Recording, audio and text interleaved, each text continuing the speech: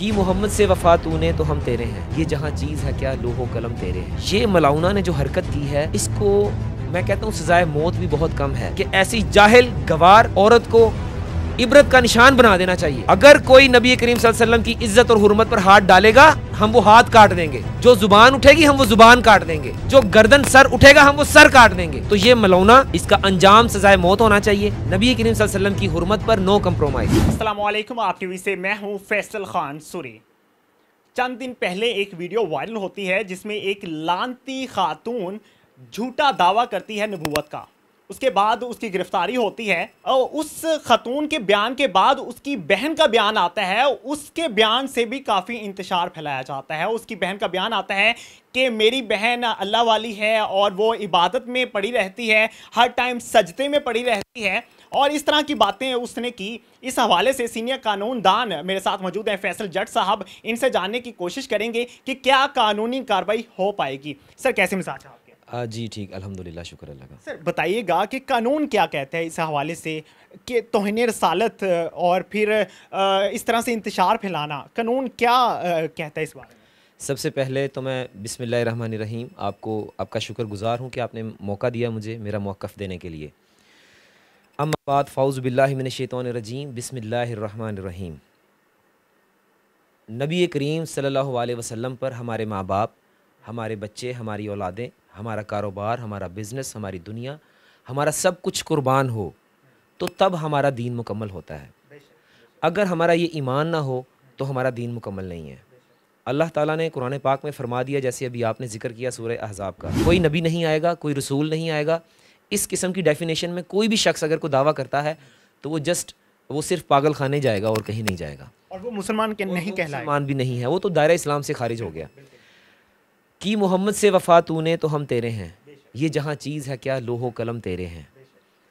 तो मेरा आप सरकार के ऊपर मेरी जान निछावर, मेरा सब कुछ कुर्बान। ये मलाउना ने जो हरकत की है, इसको मैं कहता हूँ सजाए मौत भी बहुत कम है।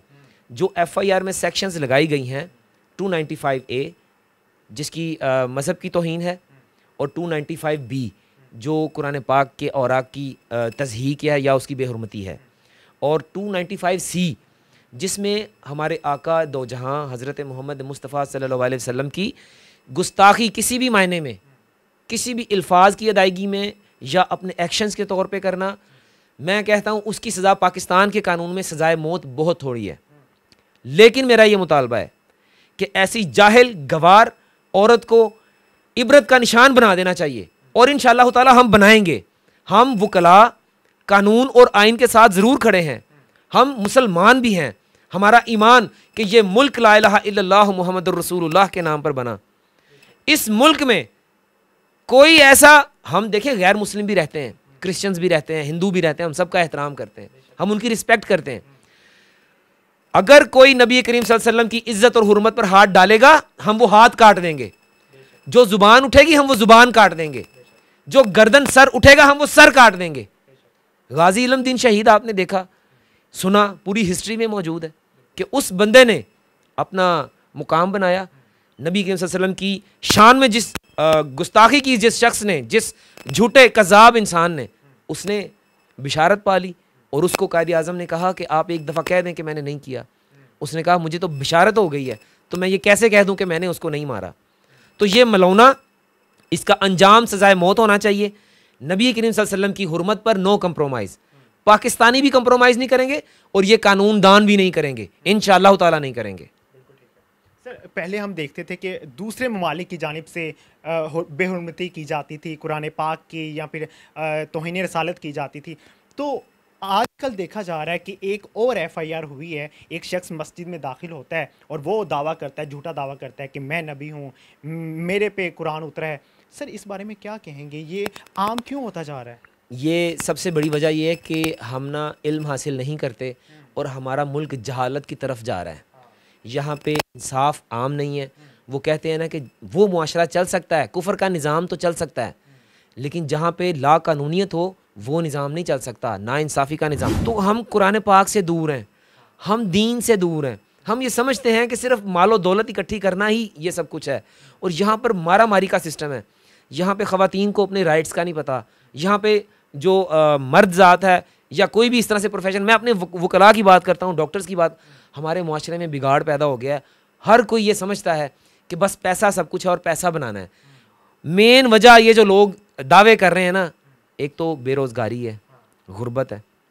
लोग ये समझते हैं कि अब हम कैसे अमीर होंगे, हमारे पास गाड़ियाँ कैसे आएंगी, और महंगाई का तो सैलाब है ना, वो तो आपके सामने ही है। जब तक हम इल्म के नज़दीक नहीं होंगे, जब तक हम कुरान और हदीस को नहीं अपनाएंगे, जब तक हम अपने हर क्या कहते हैं शोबे में इस्लाम के असूलों को नहीं अपनाएंगे, हम कामयाब नहीं हो सकते। तो एक ही बात है कि हम मर मिटेंगे और नबी करीम सल्लल्लाहु अलैहि वसल्लम की नामूस रिसालत पर, उन पर कोई आँच नहीं आने देंगे। सर, आपने तालीम का जिक्र किया। हमारे उलमा इकराम आपस में एक नहीं है, एक ग्रुप नहीं है, एक ग्रोह नहीं है, उनमें तज़ादात पाए जाते हैं, फ़िरक़ावारियत पाई जाती है, वो एक जगह पे नहीं बैठ सकते इकट्ठे होके। तो सर, एक कौम कैसे बनेंगे? बहुत बहुत अच्छा क्वेश्चन किया आपने। आजकल सोशल मीडिया पर एक ना इंजीनियर मोहम्मद अली मिर्ज़ा साहब हैं, वो बड़ी अच्छी गुफ्तगू करते हैं। मेरा कोई ऐसा लिंक नहीं है, मैं उनकी बातें सुनता हूँ। कहते हैं जो हक बात आपको जहाँ से मिले वो ले लें। वो साहब ने जो कुर्सी पे बैठ के कहा कि इसको कोई उठे और मार दे, कोई कत्ल कर दे या ऐसा कर दे, मैं कहता हूँ उनके ऊपर दहशतगर्दी की FIR होनी चाहिए। उस मौलवी के ऊपर होनी चाहिए जो ये कह रहा है गद्दी नशीन बने हुए हैं, ये पूरा मुल्क लूट के खा गए हैं, ये जनाब इनको बकरे चढ़ रहे हैं, इनको देसी घी आ रहे हैं, इनको जनाब ये लोगों की माओ बहनों के साथ जनाब ये कहते हैं हाँ जी हम दम करेंगे, ये हो जाएगा वो हो जाएगा। ये सब फ्रॉड है, ये सब रॉन्ग नंबर है। जो दीन और हक की बात करता है, इंजीनियर मोहम्मद अली मिर्ज़ा का एक भी जवाब किसी ने नहीं दिया। मेरा ताल्लुक, मेरी जो बैकग्राउंड है अहले हदीस बैकग्राउंड है, मेरे दादा अबू भी अहले हदीस थे और मेरे जो भी चचा हैं वो भी अहले हदीस हैं। लेकिन मैं अब किसी फ़िरके में नहीं हूँ, क्योंकि मैं अपने आप को मुसलमान समझता हूँ, क्योंकि अल्लाह के सारे पैगंबर मुसलमान थे, तो हमें भी मुसलमान होना चाहिए। पूरी कौम हम कामयाब हो सकते हैं अगर हम इन रॉन्ग नंबर्स को सपोर्ट करना छोड़ दें। दहशतगर्दी, देखिए कोई भी मज़हब से ताल्लुक़ रखें, इस्लाम ये नहीं कहता कि आप काफिर को मार दो, ये नहीं कहता कि आप उसको कत्ल कर दो। नबी करीम सल्लल्लाहु अलैहि वसल्लम ने यहूदियों को भी प्रोटेक्शन दी थी, नबी करीम सल्लल्लाहु अलैहि वसल्लम ने ईसाइयों को भी प्रोटेक्शन दी थी, जितने भी दूसरे मज़ाहिब के लोग थे। तो पाकिस्तान को अगर आप तरक्की की राहों पर लेकर जाना चाहते हैं तो ये दहशतगर्दी वाले जो अल्फाज बोलते हैं इनके ऊपर फौरी FIR होनी चाहिए। और हम उस नबी के मानने वाले हैं, अहले बैत के मानने वाले हैं, सहाबा इकराम के मानने वाले हैं। हम सिर्फ ये चाहते हैं कि हक और सच होना चाहिए। ये मलूना और जो भी ऐसा दावा करता है उनको सजाए मौत जो लिखी गई है 295C में, उसके मुताबिक, कानून के मुताबिक सजा होनी चाहिए। और मैं ये नहीं कहता कि कोई भी कानून को हाथ में ले, कोई शख्स उठे और कानून को हाथ में ले, ये कानून भी नहीं कहता और ये इस्लाम भी नहीं कहता। बहुत शुक्रिया सर आपका। बिल्कुल जी, इस हवाले से जो पेशरफ्त होती जाएगी हम इंशाल्लाह आपके सामने रखते जाएंगे। इसी के साथ इजाज़त दीजिए।